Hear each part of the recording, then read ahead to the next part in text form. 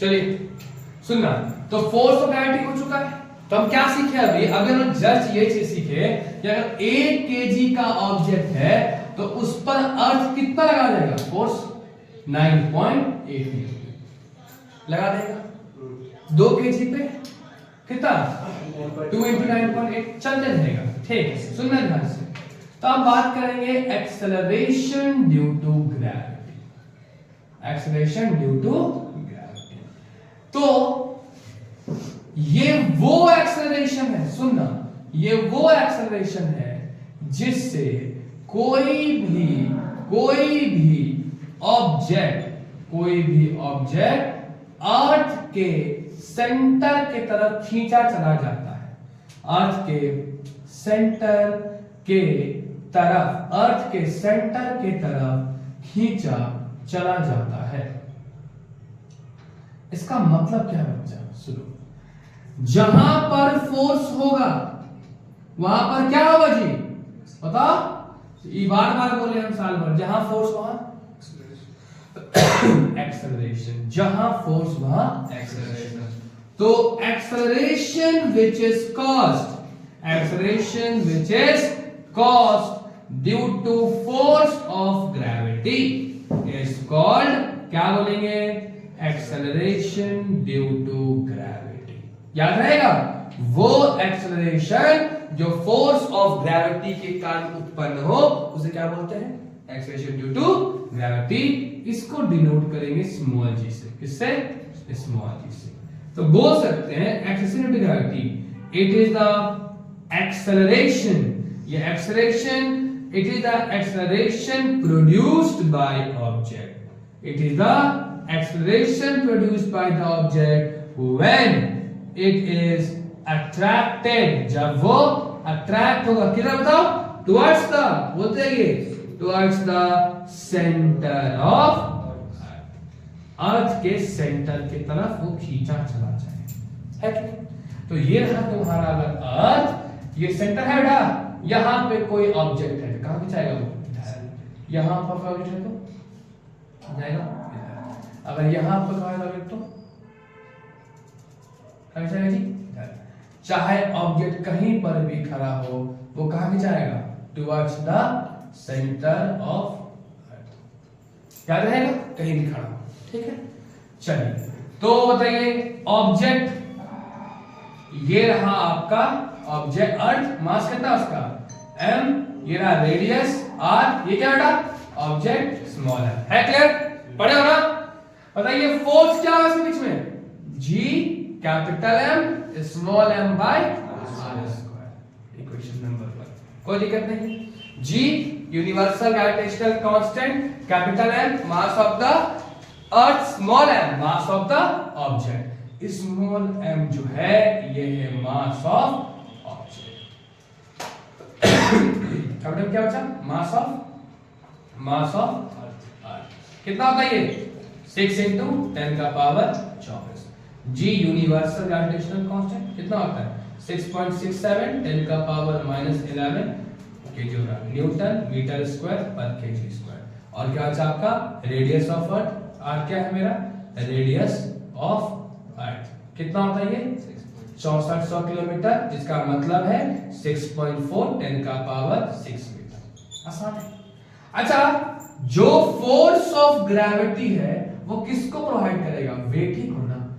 World wide कोई भी object अर्थ के सेंटर के तरफ खिंचाता है ड्यू टू अपना वेट, खिंचा कर खिंचाता है। अगर ज्यादा वेट रहेगा और ज्यादा मास रहेगा तो ज्यादा तेजी से जाना चाहिए। बात समझिए क्या चाह रहे हैं हम, जो बोलना चाह रहे हैं? फोर्स डिपेंड करेगा वेट पे। तो F बराबर क्या हो जाएगा? वेट। वेट क्या होता है जी? m × g। पढ़े हो ना? याद रहेगा? तो वेट मतलब कि mg बराबर क्या हो जाएगा? gmm बाय, बोलते जाओ, gmm by r square. Mass cut जाएगा तो आपका स्मॉल g क्या हो जाएगा? gm by r square. ये है एक्सेलरेशन ड्यू टू ग्रेविटी का फॉर्मूला। अच्छा यार दिख रहा होगा आपको?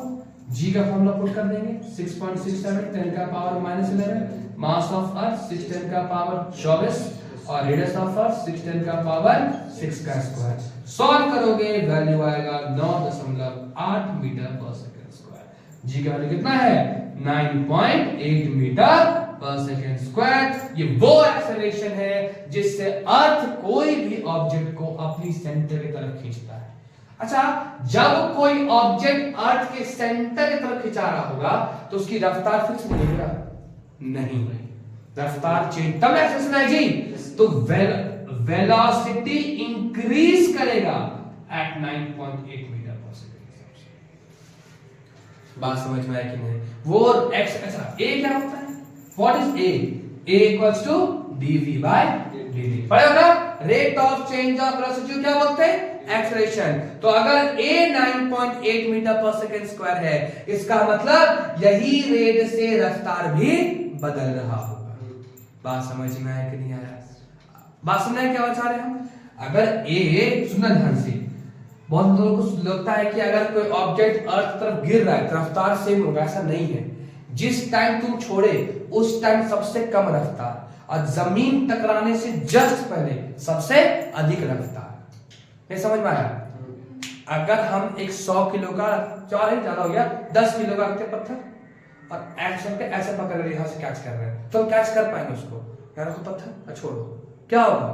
आपको ज्यादा फोर्स लगेगा, क्या ना बोलो, हाथ कौन से रखो, पत्थर छोड़ो करके, क्या होगा? आपको फोर्स और लगेगा, तो मास तो उतना ही पत्थर का क्या चेंज हो रहा है? एक्सेलरेशन। नहीं समझ में आया? आया समझ में? क्या चाह रहे हम? यहां पर सीन होगा ए क्या होता है बेटा, dv बाय dt। अगर हम सेकंड, 1 सेकंड की बात करें, चेंज मान लेते हैं 1 सेकंड की बात हो रही है, एक्सेलरेशन चेंजिंग क्या आ जाएगा, वेलोसिटी। अगर ये 9.8 मीटर पर सेकंड स्क्वायर है तो ये कितना आ जाएगा 9.8 मीटर पर सेकंड। बात समझ में आया कि नहीं? मतलब कि हर मिनट, सॉरी हर सेकंड 9.8 चेंज दिख रहा है।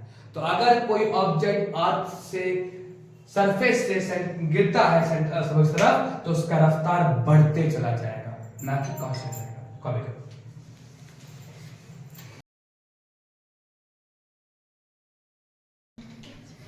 चलिए ध्यान दीजिए, तो हम लोग ये पढ़ लिए कि g इक्वल्स टू कितना होता है जी, gm बाय r। चलिए ध्यान दो, होता है ना। अब सीन ऐसा है कि g का डिपेंडेंसी देखो, या तो कैपिटल G, या तो मास, या तो r, ये 3 वेरिएबल इसमें लिख रहे हैं। g तो भाई साहब कांस्टेंट है, यूनिवर्सल ग्रेविटेशनल कांस्टेंट, इसको तो कोई टेंशन नहीं, तो कांस्टेंट है, भूल जाओ। तो इस दोनों पे डिपेंड कर रहा है। मास किसका हो रहा है यहाँ पे, अर्थ का या कोई प्लैनेट का, और किसका हो रहा है, अर्थ का या फिर कोई प्लैनेट का। क्या कहीं भी g का डिपेंडेंसी ऑब्जेक्ट के ऊपर है? नहीं। खुद देखो, कहीं भी g का डिपेंडेंसी ऑब्जेक्ट के ऊपर है क्या? नहीं। तो g जो है, तुम खुद देखो ना, अगर हम बात करेंगे मान लेते हैं अर्थ पे, तो हो जाएगा g mass of earth by radius of earth का स्क्वायर, ये होगा। अगर हम बात कर ले g ऑन जुपिटर, तो क्या आ जाएगा जी, g mass of Jupiter by radius of Jupiter का स्क्वायर। डिपेंडेंसी किसके ऊपर है, प्लैनेट के ऊपर। अरे है कि नहीं जी?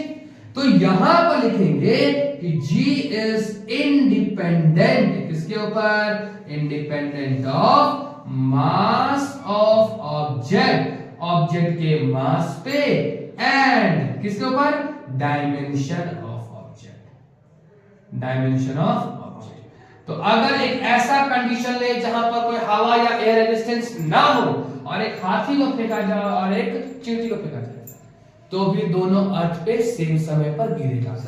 डिपेंडेंट और इंडिपेंडेंट, डिपेंड नहीं करेगा। जैसे मान लो एक इसका फेमस एक्सपेरिमेंट है, एक रूम लिया गया, ये रूम है वैक्यूम, ठीक है ना, तो यहाँ पर वैक्यूम है, कोई एयर नहीं है। यहाँ पे ना एक ही शेप का एक ले लिया गया आयरन बॉल जिसका वेट काफी ज्यादा, एक ले लिया गया कॉटन बॉल जिसका वेट काफी कम, दोनों को छोड़ दिया गया, तो दोनों जमीन पर क्या चीज, सेम समय पर स्ट्राइक किया। तो g is independent of mass of the object and dimension of object. याद रखिएगा, कंडीशन क्या है, वैक्यूम, कोई एयर रेजिस्टेंस नहीं चाहिए। एक और टॉपिक इसी में आता है, सुनना, g का डिपेंडेंसी जो है, g सुनिएगा, in terms of density of earth. सुन लीजिए, खत्म करेंगे इसको। डेंसिटी ऑफ अर्थ के टर्म में जी निकालना है। सुनना भाई, जब भी हम बात करेंगे ऐसा, यहां याद रखना कि हम अर्थ को कंसीडर कर रहे हैं कि स्फीयर है नहीं अर्थ। फिर से बोलना चाह रहे हैं, earth is not a sphere, earth is ellipsoidal, समझा ना। बट जैसे कि मान लो कैसा दिखेगा, बताते हैं, अंडा दिखा अंडा वैसा दिखता है, या ऐसा गोल संतरा दिखा संतरा, बेसिकली ऑरेंज दिखा ना, ऊपर में कैसा आता है, पचका टाइप का, नीचे खुला टाइप का, ऐसा आता है। तो अर्थ जो है, अर्थ को अपन कंसीडर करेंगे, earth is considered as a sphere. ले लिया। तो स्मॉल जी क्या था, बोलो जी, G M by are square. Density क्या होता है, तो मास बाय वॉल्यूम। नहीं समझ में आया? अरे आया कि नहीं? डेंसिटी क्या होता है, mass by volume. Density equals to mass by volume. Mass क्या हो जाएगा, डेंसिटी इनटू वॉल्यूम। क्या दस में बोलो क्या आएगा, जी बाय आर स्क्वायर। अरे मास क्या होगा, डेंसिटी इनटू वॉल्यूम। को दिक्कत नहीं था। वॉल्यूम ऑफ स्फीयर कितना होता है, 4/3 पाई आर क्यूब। कोई भी स्फीयर का रेडियस अगर r है तो उसका वॉल्यूम कितना होता है जी, 4/3 पाई आर क्यूब। पुट कर दो इसमें, क्या आएगा बोलो, g by are square into rho. Volume कितना है, 4/3 पाई आर क्यूब। कर गया? कितना आ जाएगा answer, 4/3 pi row ji are. ये है value of g in terms of density। याद रहेगा? फिर से देखो, अर्थ को मान लो एक स्फीयर, g होता है gm by are square. Density क्या होता है, मास बाय वॉल्यूम। तो मास क्या हो जाएगा, डेंसिटी इनटू वॉल्यूम। पुट कर देंगे, वॉल्यूम क्या होता है, 4/3 पाई आर क्यूब। पुट करेंगे, ऐसा आ जाएगा 4/3 पाई रो जी आर। याद रहेगा? कॉपी कीजिए।